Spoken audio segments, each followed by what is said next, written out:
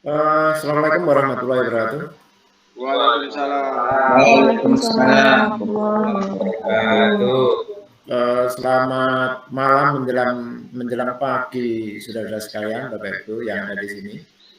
Ini sudah jam 12 ya. Masih tetap semangat Bapak Ibu? Semangat. Alhamdulillah Pak. Semangat. Jam non-stop Pak. Semangat. Alhamdulillah. Kebetulan ini suasana dingin sekali di daerah saya, posisi di Magetan, sudah dingin sekali.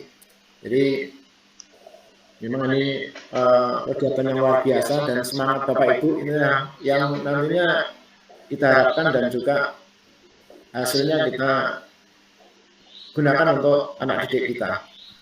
Bapak Ibu sekalian, pada kegiatan ini materi yang akan kami sampaikan adalah kaitan dengan profil pelajar Pancasila. Jadi sebelum ke materi Bapak Ibu, mungkin sedikit ada yang perlu saya sampaikan pada Bapak Ibu untuk apa sih yang dimaksud dengan pelajar Pancasila ini, profil pelajar Pancasila, dan mungkin arahnya kemana dunia pendidikan yang diharapkan dengan adanya P3 ya, profil pelajar Pancasila. Saya kira itu Bu, Bapak Ibu ya, mungkin ada masukan dari Bapak Ibu, mungkin dari Pak Santowi mungkin. Monggo Pak Santowi. Terima kasih Pak waktu yang diberikan. Pemahaman saya dalam bagian judul tadi mengenai apa itu profil pelajar Pancasila, ini mungkin pemahaman yang kemarin itu yang saya pahami adalah mengenai perwujudan pelajar Indonesia itu sebagai pelajar sepanjang hayat yang memiliki kompetensi global dan juga mempunyai perilaku yang sesuai dengan nilai-nilai Pancasila. Mungkin cuma itu Pak yang awal yang saya pahami mengenai profil pelajar Pancasila. Terima kasih Pak. Terima kasih Pak Santowi di atas pendapatnya. Jadi pada prinsipnya profil pelajar Pancasila ini menurut pandangan Pak Santowi adalah kaitan dengan belajar yang sepanjang hayat. Artinya sepanjang hayat ini adalah kita belajar tidak hanya cukup berhenti di tingkat SMK misalnya, atau berhenti di tingkat sarjana misalnya, bahwa belajar itu adalah sampai di akhir, sampai kita menjelang kematian lah, kita harus belajar dan menuntut ilmu. Itu boleh seperti itu mungkin yang bisa kami tangkap dari apa yang disampaikan oleh Pak Santowi. Mungkin ada tambahan dari saudara-saudara kalian, Bapak Ibu yang ada di sini.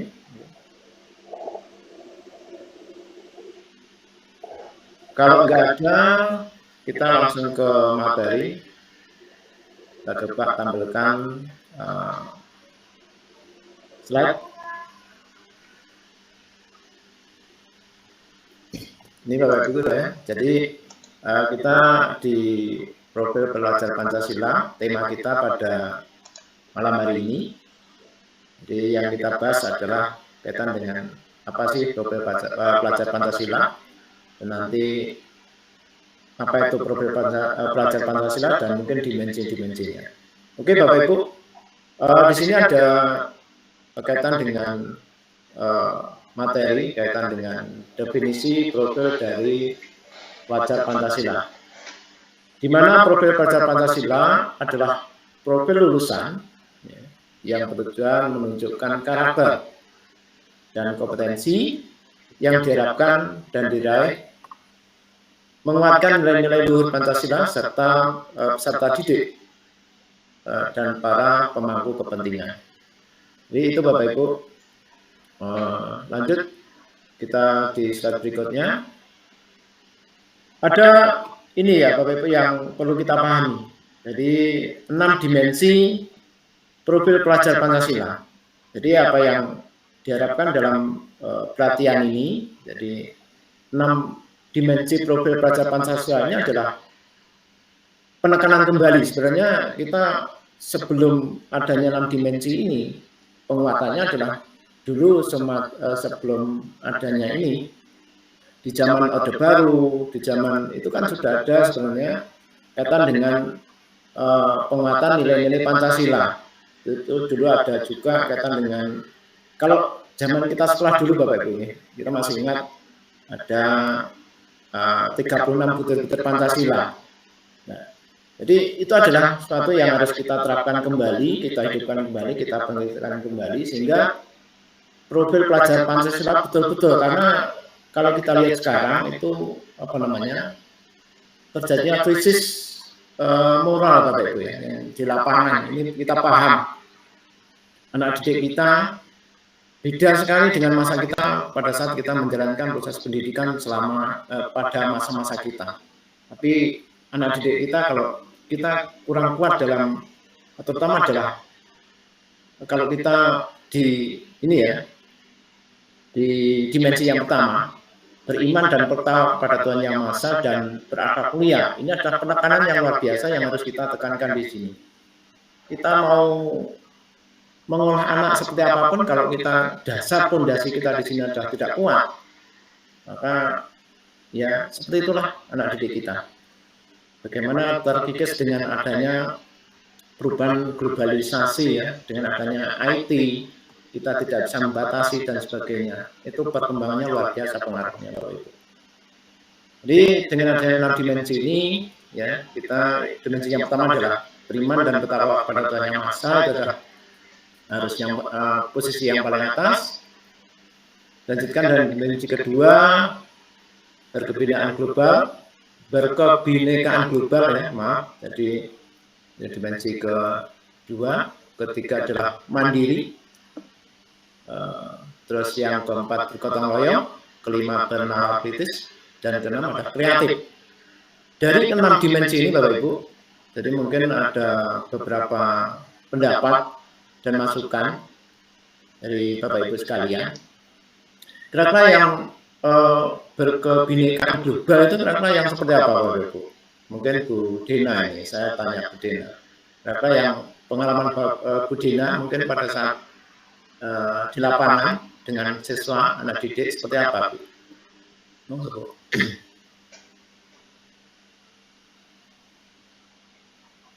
Bu Dina belum di-unmute. Ya, coba. Ya maaf Pak, kebinekaan global ya Pak. Jadi untuk kebinekaan global itu Pak, siswa itu diharapkan bisa untuk saling berinteraksi antar budaya Pak. Jadi menghormati budaya lain. Karena kita di Indonesia ini ada banyak suku-suku yang berbeda ya Pak tentunya. Jadi siswa itu diharapkan untuk saling bisa menghargai dan menghormati antar budaya Pak. Jadi bisa menumbuhkan rasa saling menghargai dan kemungkinan terbentuknya budaya luhur yang lebih positif lagi Pak. Sehingga tidak bertentangan dengan budaya luhur bangsa ini Pak.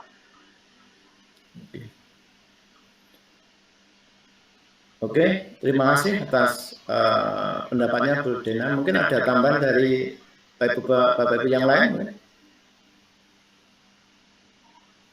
Jadi pada prinsipnya berkebinekaan global ini adalah kita harus saling bisa menghargai, bisa menerima antar sesama Bapak Ibu. Jadi apa namanya? Karena tahu di Indonesia kan ada banyak suku, ragam dan budaya. Jadi sehingga kita harus bisa menerima itu semua. Itu mungkin yang bisa kita dapatkan dari pendapat Bu Dina. Mungkin kita lanjut dengan profil mandiri Bapak Ibu.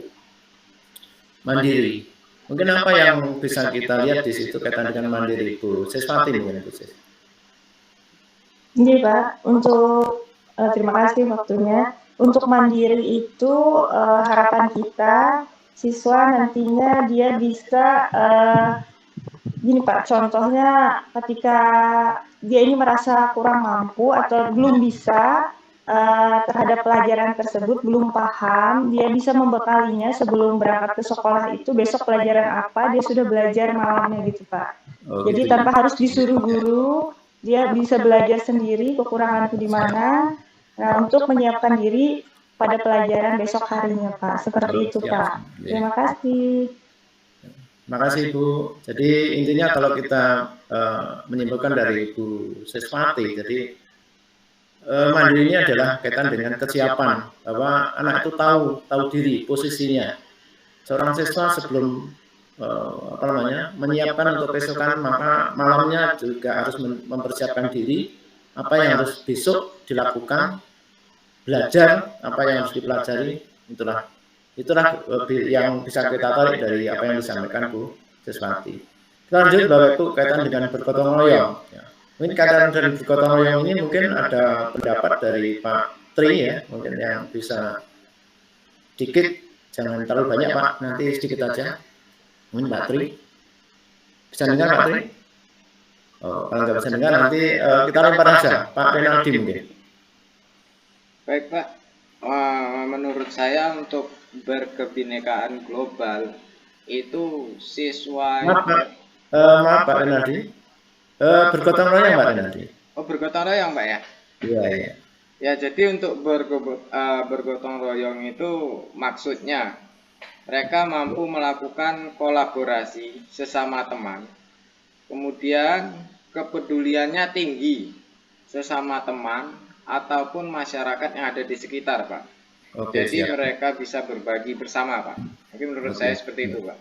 Oke, siap. Bagus, Pak. Jadi tepat sekali, boleh dikatakan seperti itu, kaitan dengan bergotong royong. Memang kita peserta didik harus seperti itu Pak Renaldi. Jadi itulah yang disampaikan Pak Renaldi. Kita lanjut pada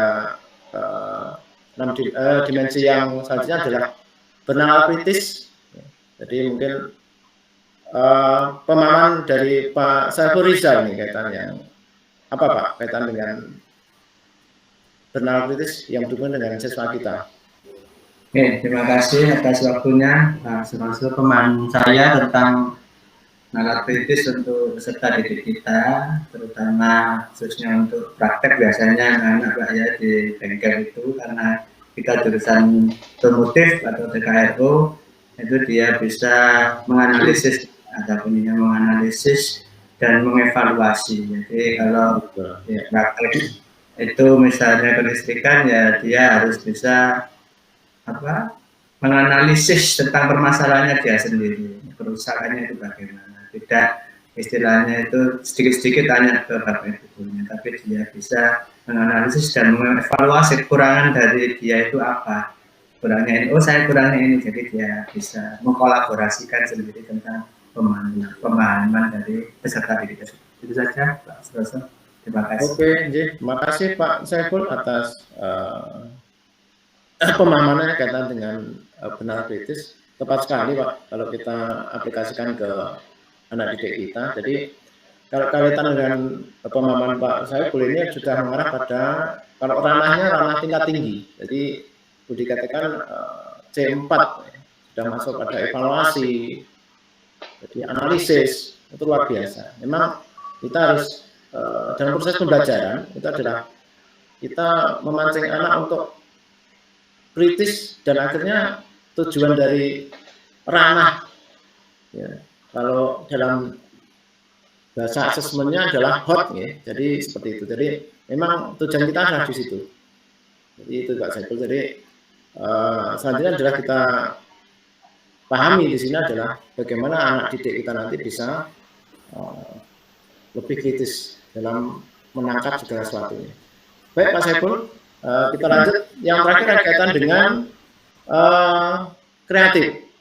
Ini yang kreatif ini Pak Taufik ya, mungkin punya pemahaman yang luar biasa kita dengan kreatifnya anak. Bisa disampaikan Pak Taufik? Ya Pak, terima kasih Pak. Jadi kalau menurut saya yang poin kreatif ini adalah siswa itu dituntut untuk berpola pikir kreatif, misalkan mampu menghasilkan produk dan lain sebagainya, yang bisa menjadi andalan atau identitas, misalkan seperti itu Pak, sehingga dia memiliki daya jual yang di masyarakat mampu untuk menjadi patokan dia untuk berwirausaha. Kalau menurut saya seperti itu Pak. Terima kasih. Terima kasih Pak Taufik. Jadi itu pendapat dan pemahaman dengan kaitan dengan kreatif dengan Pak Taufik. Jadi Bapak Ibu, saya kira pemahaman Bapak Ibu sudah luar biasa. Ini sudah mencerminkan 6 dimensi profil pelajar Pancasila. Jadi itulah kekuatan yang harus kita miliki di dalam proses nanti kita menjadi seorang pendidik. 6 ini adalah harus kita jalankan. Jadi apa yang kita dapatkan di 6 dimensi profil ini harus kita terapkan nanti ke depannya, bahwa kita terapkan di dalam proses pembelajaran Bapak Ibu. Terus selanjutnya mungkin kita lihat di slide berikutnya. Jadi ini Bapak Ibu, apa yang Bapak Ibu sampaikan tadi, jadi pemahaman dari Bu Dena, Bu Sis, Pak Taufik, Pak Tri, dan lainnya tadi. Jadi penjabaran daripada elemen profil pelajar Pancasila ini ada, pertama adalah beriman dan bertakwa pada Tuhan Yang Maha Esa dan berakhlak mulia. Itu adalah memang ini adalah fondasinya. Maka penjabarannya adalah akhlak beragama, ya, akhlak pribadi, akhlak kepada manusia, akhlak pada alam, dan akhlak bernegara. Saya kira ini adalah suatu kompleksitas yang menjadi satu bagian di dalam beriman dan bertakwa kepada Tuhan Yang Maha Esa, sehingga yang endingnya adalah kalau sudah kita pahami semua, secara otomatis akhlak mulia itu akan tertanam di diri siswa. Mulai nanti akan ketemu akhlak bernegara seperti apa, berakhlak dengan alam seperti apa, itu sudah secara otomatis Bapak Ibu. Yang kedua adalah kita lanjutkan dengan berkebinekaan global Bapak Ibu. Ada 4 di sini ya, berkaitan dengan binaan global, ada mengenal dan menghargai budaya, komunikasi dan berinteraksi antar budaya, refleksi dan tanggung jawab terhadap pengembangan kebinekaan, dan keadilan sosial. Saya kira Bapak Ibu, kaitan dengan karena kebinekaan global ini itu adalah kaitan dengan sesuai dengan budaya yang ada di Indonesia, terdiri dari beberapa suku, ras, dan agama, maka kita harus menanamkan pada anak didik kita untuk bisa menerima itu semua. Kita tidak boleh seperti sekarang, bahasa kita sudah banyak siswa yang dibully dan sebagainya, yang sampai ada korban. Kita sebenarnya prihatin Bapak Ibu kaitan dengan demikian. Nah itulah, itu tidak terjadi di masa-masa kita dulu Bapak Ibu. Sekarang nggak tahu kenapa sampai terjadi seperti ini, juga kita harus prihatin dengan macam itu. Selanjutnya kita pada elemen bergotong royong. Bergotong royong ada kolaborasi, kepedulian, dan berbagi. Tadi sudah disampaikan oleh Pak Renaldi lah istilahnya. Jadi kaitan dengan bergotong royong, bagaimana kita bisa berkolaborasi, ya, saling peduli, saling membantu di dalam realnya adalah pada saat kita mengajarkan praktek ini. Jadi bagaimana kita membentuk satu kelompok A, kelompok B, mungkin tadi sudah diuraikan bagaimana membantu teman yang merasa kekurangan, karena di sini adalah kita harus bisa melihat Bapak Ibu, mengklasifikasikan, boleh dikatakan begitu, mana anak yang sudah paham, mana yang belum paham. Maka anak yang sudah paham inilah kita jadikan sebagai teman sebaya, karena pembelajaran teman sebaya itu lebih mengenal Bapak Ibu, lebih gampang, karena kadang kalau dengan Bapak Guru mungkin ada sungkannya, tapi dengan teman sebaya yang boleh dikatakan sing rodok luwih pinter, boleh dikatakan begitu. Nah, mau mengajari dengan temannya itu luar biasa, dan itu gampang dalam pemahaman anak didik kita. Itu Bapak Ibu. Lanjut untuk slide berikutnya mungkin. Dan elemen terakhir lanjutnya adalah mandiri, ya, mandiri. mandiri adalah kaitan dengan pemahaman diri dan situasi dan regulasi diri. Jadi kaitan dengan mandiri, Bapak Ibu, mungkin tadi sudah disampaikan juga dengan sama khusus ya. Jadi bagaimana anak didik kita itu sadar akan diri sendiri. Sadar akan diri sendiri itu adalah sadar kaitan dengan siapa saya, karena saya adalah seorang siswa. Nah, apa tugas saya? Apa kewajiban saya? Itu adalah merupakan pemahaman diri. Ya. Jadi awali dengan bagaimana, dan akhirnya nanti kalau kita sudah menanamkan dengan kemandirian, secara otomatis Bapak Ibu, siswa kita itu sudah tahu apa yang harus dilakukan, tahu apa yang harus dihadapi, tahu apa yang harus dikerjakan. Itu adalah nanti secara otomatis. Ya, tinggal Bapak Ibu nanti bagaimana membuat anak didik bisa mandiri. Lanjut dengan bernalar kritis, Bapak Ibu. Bernalar kritis ada memperoleh di pemahaman di sini adalah kaitan dengan memperoleh dan memproses informasi dan gagasan, menganalisis dan mengevaluasi penalaran, merefleksi, mengevaluasi dan pemikirannya sendiri. Jadi tadi sudah disampaikan, dijelaskan oleh Pak Saiful panjang lebar. Intinya Bapak Ibu, kaitan dengan bernalar kritis ini adalah bagaimana endingnya nanti siswa kita adalah mempunyai pemikiran yang cerdas.